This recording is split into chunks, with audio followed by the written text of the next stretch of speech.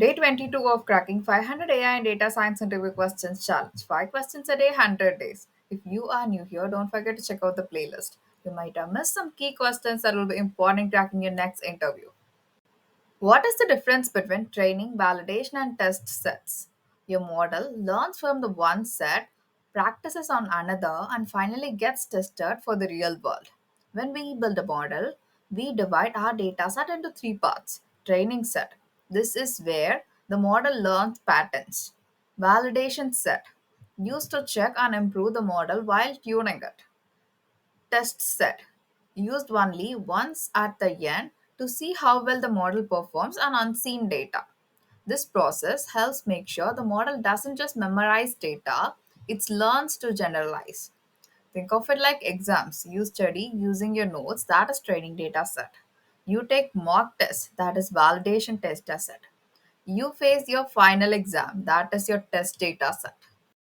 What is cross validation and why is it used? One test is never enough. Cross validation tests your model from every angle.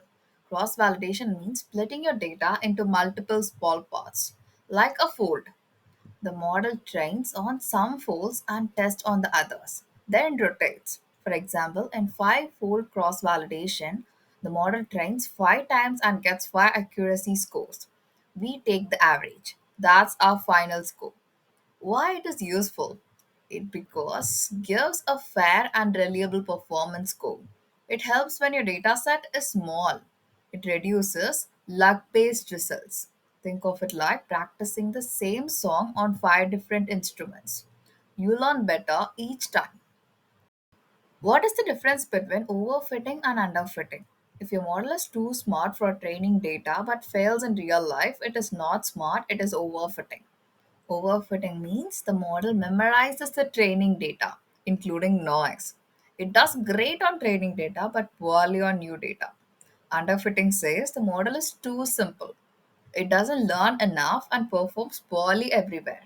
Imagine studying only one past exam paper. You will score 100 on that paper. That is overfitting. But fail if questions change. If you barely study, that is underfitting. So here the goal is finding the balance. A model that learns patterns but can handle new data too. What is stratified sampling and when should we use it? When one group in your data is much smaller, simple splitting can give wrong results. Stratified sampling means splitting data so that each class, that category, appears in the same proportion as in the original data.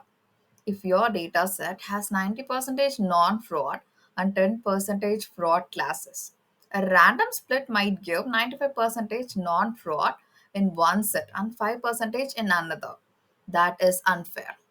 So, stratified splitting keeps the ratio consistent in all paths: training, validation, and testing. This makes the evaluation more accurate for real world data. What is data leakage and how do we prevent it? If your model's accuracy looks too perfect, something is leaking. Data leakage happens when information from the data set accidentally enters the training data. That means your model sees the answers before the exam and performs unrealistically well. In a loan approval model, if a column like loan approved accidentally appears in the training data, the model will learn it, giving fake accuracy.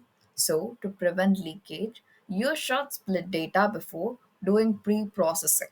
Use pipelines so transformations happen correctly. Never use test data until final evaluation. Here is your day 22 dose of insight. Always be honest with your model. Don't mix training and testing data. Use cross validation for better results and check regularly for data leakage. A model that performs well on unseen data is a truly intelligent one.